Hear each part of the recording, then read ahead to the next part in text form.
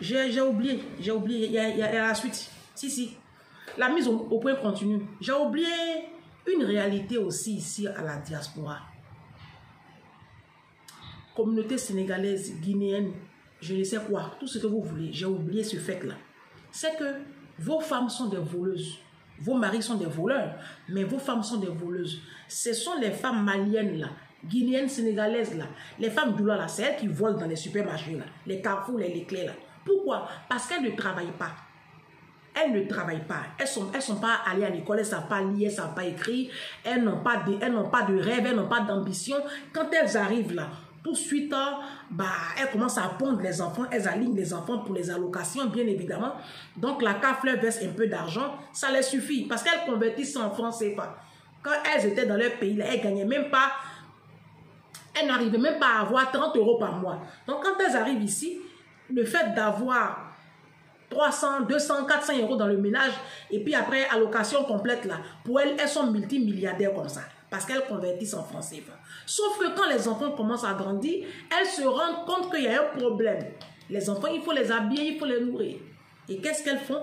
Elles vont dans les supermarchés et puis elles volent. Ça, j'ai oublié de le dire. Mais il fallait que je le dise. Ça me fait trop mal. Parce qu'à cause de ça, aujourd'hui, là, quand on s'en va faire les courses, les vigiles, là, nous épient comme ça. Tu sors même, on fouille ton sac. Est-ce que je mens? Je mens pas? Parce qu'on est affiché ici, hein. On nous confond, puisque ce n'est pas écrit sur le visage de chacun ses origines. Les Africains sont des voleurs en France. Les Africains sont des magouilleurs. Les petits doulas, là, c'est eux qui volent ici. On les appelle tomber des camions. Le mouvement couper-décaler, là, c'est parti de là. Couper-décaler, ça veut dire je coupe et puis je décale. Je prends et puis je file. C'est ça, couper-décaler. Et c'est les petits doulas qui ont créé ce mouvement-là ici en France. C'est pour cela que je déteste l'esprit de ce truc-là, couper-décaler là. Parce que ça pervertit la jeunesse ivoirienne et la jeunesse africaine avec. Couper-décaler, c'est un mouvement que je déteste. Je ne supporte pas. Tous les artistes du couper-décaler là, il n'y a pas un mot j'écoute. Je ne supporte pas. L'esprit qui opère derrière là, c'est un esprit de démon, de désordre et de prostitution, de n'importe quoi. Je n'aime pas. J'aime pas. C'est quitté ici, à Paris, ici. Tu vois, les jeunes doulas là, ils font livraison et puis ils détournent les colis là. Et puis ils vendent ça au noir. Les grosses marques là. Ben oui. Pourquoi c'est que les blancs ne nous voient pas? Je vais vous dire une chose. J'ai une copine blanche qui travaille à H&M. Je n'ai pas le droit de le dire, mais je vais vous le dire. Elle travaille à H&M. Et à H&M, ils ne veulent plus prendre certaines nationalités. Ils ne veulent plus. Ils ne veulent plus. Tu déposes ton CV quand tu veux travailler dans les trucs, mais on ne te gardera pas. Si tu es ivoirien, si tu es congolais, si tu es malien, guinéen, les probabilités pour qu'on refoule ton CV là est très élevée. C'est ma copine là qui m'a dit ça. C'est une blanche. On est affiché. Vous voyez, c'est pas sérieux. Faut qu'on se revoie. C'est pas méchant. C'est quand on dénonce qu'on corrige. Vous comprenez? C'est quand on dénonce qu'on corrige. Un système qui n'est pas bien. Si on a des attitudes qui ne sont pas sérieuses, il faut qu'on fasse... Attendez, excusez-moi. Si on a des attitudes qui ne sont pas sérieuses, il faut qu'on fasse un effort pour essayer de changer. Parce que ce n'est pas bien. Ce n'est pas du tout bien.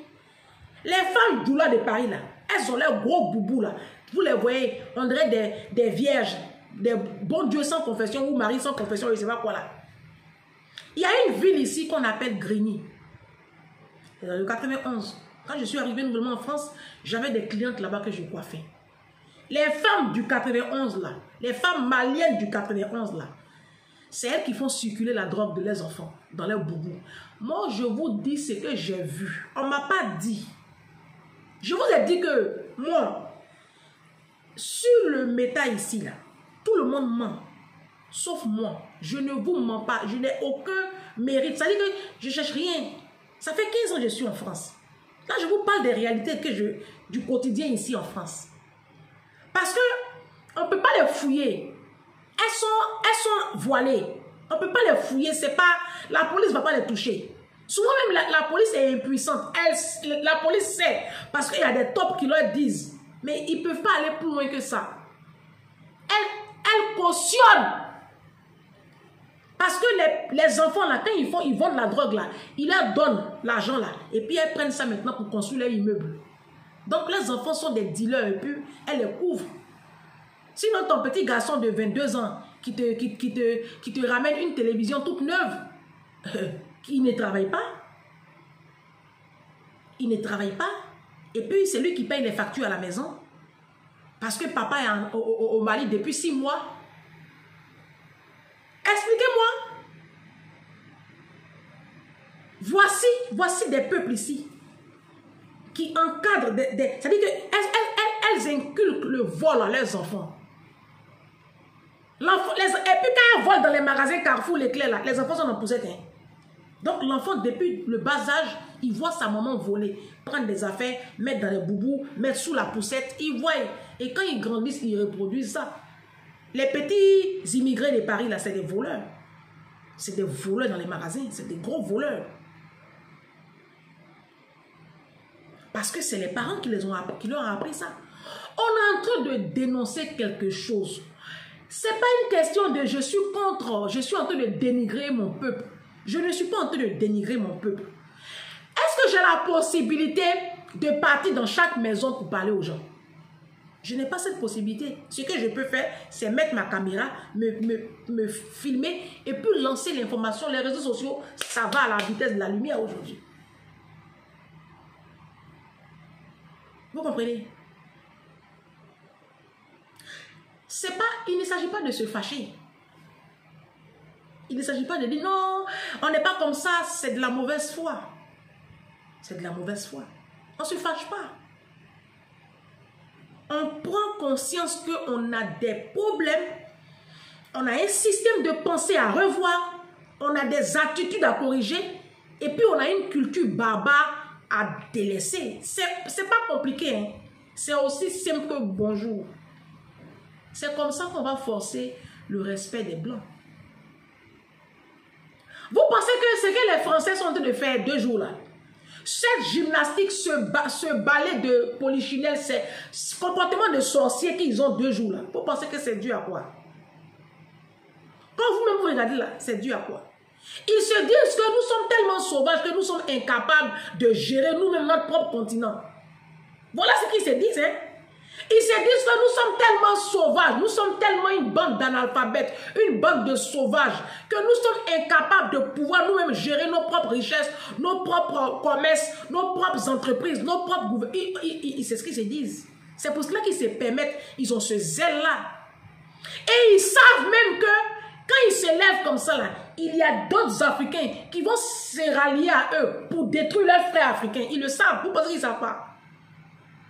Vous pensez que Blanc peut se lever là comme ça? Comment ils ont tué Kadhafi? Comment Sarkozy a pu avoir Kadhafi? Si tout le continent africain s'était levé, aujourd'hui la Libye pleure, la Libye regrette. On veut créer une Libye bis au Niger. On veut créer une Libye bis au Niger. Les Libyens là, aujourd'hui ils pleurent, ils regrettent Kadhafi. Les Blancs, ils les ont blagué. Ils ont tué les guides. Aujourd'hui, là, comme des brebis, ils errent comme ça dans le désert. Là. Souffrance, les Libyens sont en train de souffrir là.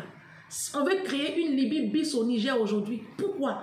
Parce que on ne veut pas se remettre en cause. Il faut qu'on se remette en cause pour prendre en main notre propre destin. Personne n'a le monopole du savoir-vivre et du savoir-être. Mais il y a des standards, il y a des normes étatiques, il y a des normes d'éthique, il y a des... Voilà. Et vous qui dites que moi, chaque fois, je fais la promotion des Blancs, mais vous êtes une bande d'hypocrites. Parce que de vous à moi, là, si on dit qui fait promotion du peuple noir, c'est moi. Moi, je suis fier d'être noir. Vous me voyez me dépigmenter la peau, vous me voyez mèche humaine. Vous qui ressemblez, vous qui mettez mèche humaine, puis ça arrive sur les fesses là. De vous à moi là, qui fait promotion de la peau blanche. Vous êtes ridicule, hein, vos mèches humaines là. Vous êtes ridicule. Vous êtes ridicule. Vous qui vous dépigmentez la peau, on vous a connu noir, et puis un coup vous devenez métis là. Quand vous devenez métis là, blanc, blanc, blanc, blanc, vous voulez ressembler à qui? Il y a une artiste en Côte d'Ivoire, je n'ai rien contre elle, elle s'appelle Mathilde Dollar. Elle vit aux États-Unis. Au début, on l'a connue, elle était noire, elle avait un teint noir, nickel, joli. Quand elle a chanté son pistolero là. Aujourd'hui, là, il faut la voir.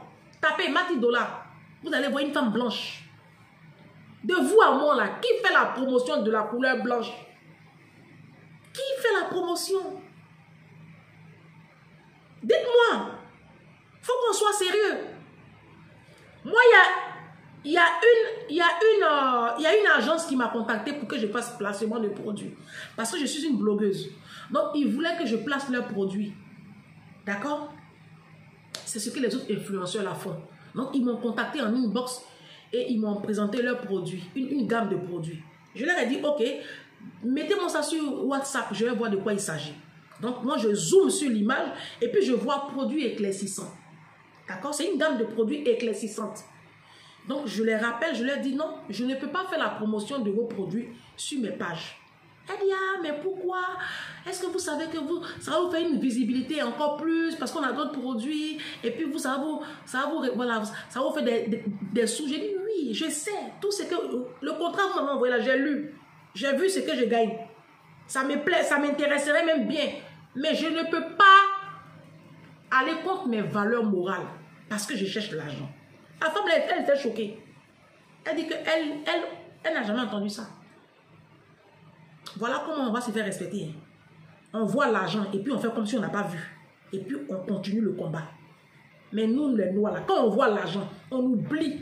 Ce qu'on a dit au début, on oublie. À cause de l'argent. L'argent, on meurt pour laisser. L'argent, on meurt pour laisser. Vous allez voir hein, ce qui se passe au Niger. Là. Il y a des gens, les blancs, ils vont leur proposer gros argent. Ils vont prendre et puis ils vont livrer le Niger. Moi, ils m'ont proposé l'argent ici pour faire promotion des produits éclaircissants. Comme ça va à l'encontre de ma ligne éditoriale et que ça va à l'encontre de mes valeurs, les valeurs que je défends, je dis non. Voilà comment les blancs vont nous respecter. C'est-à-dire qu'on voit gros argent et puis on dit non. Moi, je ne livre pas mon compatriote. Je ne livre pas mon pays. Même si vous me proposez 1 milliard, je ne livre pas mon pays.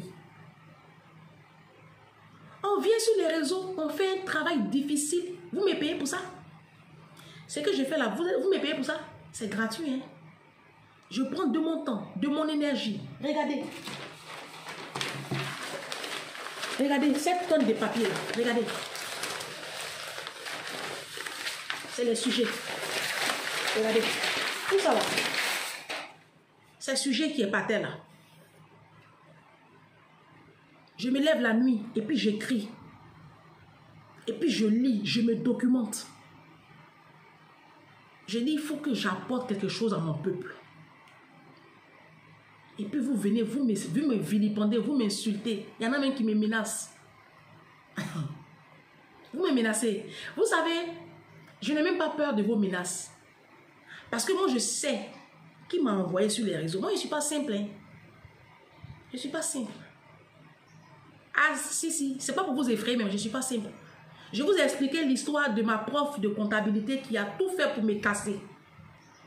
Et puis moi, on a fini l'école. C'est-à-dire qu'elle a tout fait pour que j'échoue à mon examen. Elle m'a cassé même. Elle m'a donné une vilaine note. Elle a tout fait pour me casser. Mais Dieu merci, dans la matière, j'ai eu mon examen. Finalement, j'ai eu mon examen. Et à la fin de l'année, malgré le fait qu'elle m'a... Parce qu'elle c'est une raciste, elle est très raciste. J'ai été victime de racisme. J'ai fait une vidéo dessus. Je lui ai fait un cadeau. Malgré le fait qu'elle m'en voulait. Je lui ai fait un cadeau. Quelques mois après, j'apprends qu'on l'a radiée de toutes les chambres de métiers de la Seine-et-Marne. Le président des chambres de métiers de la Seine-et-Marne l'a radiée. Elle n'a plus le droit d'enseigner en Seine-et-Marne. Je ne sais pas ailleurs, mais en tout cas en Seine-et-Marne. Je prie le matin à 4 h du matin, je me lève, je prie, il dit Seigneur, pourquoi?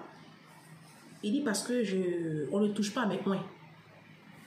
Moi, je ne suis pas simple. Hein. Essayez. Ta vie là va être mélangée d'une manière que tu ne vas pas comprendre. Il faut essayer, tu vas voir. On se dit à demain, ça va déménager demain.